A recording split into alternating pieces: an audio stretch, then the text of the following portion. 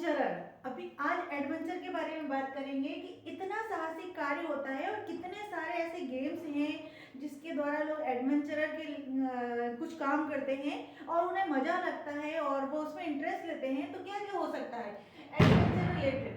Adventure मतलब साहसिक कार्य, एडवेंचरर साहसी योद्धा या जांबाज जो इस तरह के कार्य करते हैं। सपोज जो पहाड़ों पर चढ़ जाते हैं, नदियों के से खेलते हैं, लहरों के साथ खेलते हैं, इन्हें अपन एडवेंचरर कहते हैं। फिर होते हैं माउंटेनियरिंग, मतलब पर्वतारोहण, रस्सियों के थ्रू, आंकड़ों के थ्रू वो लोग चढ़ते हैं, उसे बोलते हैं माउंटेनियरिंग। फिर ये स्क्यूबा डाइविंग। स्कूबा डाइविंग जो पानी के साथ गोता लगाते हैं, लंबी लंबी छलांग लगा करके फिर पानी के अंदर जा करके उसका मजा लेते हैं, उसको जीते हैं, उसको लाइव उसका मजा लेते हैं कि और कभी कभी तो किसी चीज को ढूंढने के लिए भी जाते हैं। तो इस तरह की जो खेल होता है उसे स्क्यूबा डाइविंग कहते हैं, स्कूबा डाइविंग कहते हैं। हैंग ग्लाइडिंग, हैंग ग्लाइडिंग वो होता है जो एक ऐसी एल्यूमिनियम की या हल्की सी पतली सी ऐसा एक शेप होता है और जैसा पैराशूट होता है वैसे ही, लेकिन उसके साथ में उसको उस उपकरण के साथ में लाइट वेट रहता है, उस उपकरण के साथ में उड़ना, मतलब उसके साथ उड़ता है व्यक्ति, तो उसे हैंग ग्लाइडिंग कहते हैं। ओके। नाउ रिवर राफ्टिंग, बिल्कुल जैसा नाव होता है सेम ऐसी एक राफ्ट बनी होती है। राफ्ट के अंदर जितना हमें अपने अंदर से रोमांच आता है उसके ऊपर बैठ करके एक तरह से कहेंगे कि लहरों से लड़ता है, तो उनके साथ लड़ करके उन्हें बैलेंस करना सिखाया जाता है और उसके साथ में रिवर राफ्टिंग होती है। तो राफ्ट से लहरों के से खेलना। पैरासेलिंग, पैरासेलिंग मतलब वही पैराशूट के द्वारा कि वो भी उड़ते हैं लेकिन पैराशूट के माध्यम से, कि एक बड़ा सा पैराशूट होता है उसके साथ में वो ऊपर उड़ते हैं और दूर दूर तक भी जाते हैं। ठीक है। फिर ग्लाइडिंग, ग्लाइडिंग मतलब होता है एक उड़ान क्रिया है, इसे हम ग्लाइडिंग कहते हैं। और क्लाइंब मतलब चढ़ता, जैसे लोग चढ़ते हैं ना, पर्वतारोही चढ़ते हैं, उसको क्लाइंब कहते हैं। फिर कहते हैं हैंड होल्ड, तो जो पर्वतारोहण होते हैं, खड़ी चढ़ाई होती है एकदम, उसके ऊपर कुछ पत्थर लगे होते हैं, कुछ बड़े बड़ी चट्टानें होती है जिनको आकड़ के तो वो चढ़ाई का जो पत्थर रहता है उसको हैंड होल्ड कहते हैं। तो यूज कैसे करेंगे तो देखेंगे, थोड़ा सा एक हाईलाइट कर लेते हैं। जैसे कि एडवेंचर हो गया, तो अपन बोल सकते हैं कि we have to go for adventure, हमें एडवेंचर के लिए जाना है।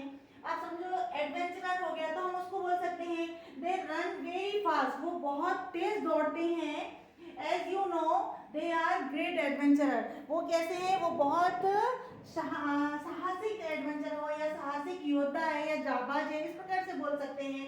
फिर आता है माउंटेनियरिंग के लिए भी बोल सकते हैं, स्कूबा डाइविंग के लिए भी बोल सकते हैं, कुछ भी बोल सकते हैं। Scuba diving is very risky, scuba diving is very risky, तो डोंट टेक रिस्क, रिस्क मत लो, क्योंकि एकदम जमीन के नीचे जाना है, पानी के अंदर जाना है, तो ये रिस्की हो सकता है ना, इट कैन बी रिस्की, तो इसके साथ ज्यादा रिस्क मत लो, ऐसा कह सकते हो।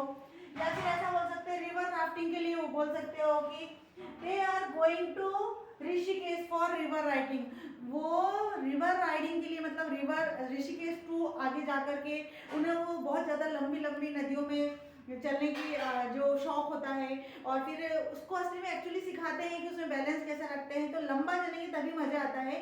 तो कह सकते हैं हम कि they are going to Rishikesh for river rafting, river rafting के लिए वो जा रहे हैं। फिर हो सकता है पैराशूट के द्वारा में parasailing, parasailing is a very adventurous game. Actually सब लोग क्या करते हैं, ऊपर उड़ते हैं, जब हम एरोप्लेन से जाते हैं या कुछ जाते हैं तो भी हम किसी झूले पे जाते हैं तो हमें उतने से झूले पे डर लगने लगता है। तो जो लोग पैराशूट के माध्यम से बिल्कुल इस तरह से उड़ते हैं हवा में, और कई बार तो देखते हैं नीचे बहुत गहरी गहरी खाइयां हैं, पहाड़ियां हैं, नीचे देखने में भी डर लगता है, तो उसके लिए बोल सकते हैं parasailing is a very adventurous game, मतलब जिसमें बहुत ज्यादा साहस हो वो इसको कर सकता है। ग्लाइडिंग, ग्लाइडिंग उड़ान क्रिया के लिए बोल सकते हैं अपन। फिर हम बोल सकते हैं वी डोंट हैव विंग, अगर हमारे पास तो पंख है नहीं, तो क्या कह सकते हैं, but if you want to fly, so अगर तुम उड़ना चाहते हैं तो so gliding is a very fabulous game for you, तो फिर जो उड़ान क्रिया है वो आपके लिए बहुत अच्छा है, बहुत शानदार गेम है आपके लिए, तो इसको यूज कर सकते हैं आप, है ना। फिर क्लाइंब के लिए तो they are climbing on the mountain, इस प्रकार से बहुत छोटे छोटे सेंटेंस में इसको यूज करिए और ये बहुत अच्छा होगा सारे गेम्स के लिए, आपको नॉलेज भी हो जाएगा, इसकी इंग्लिश वोकेबलरी भी बहुत अच्छे से याद हो जाएगी। तो मुझे लगता है गाइस कि ये सारे गेम के बारे में आपको बहुत अच्छी जानकारी मिल गई होगी। Thank you.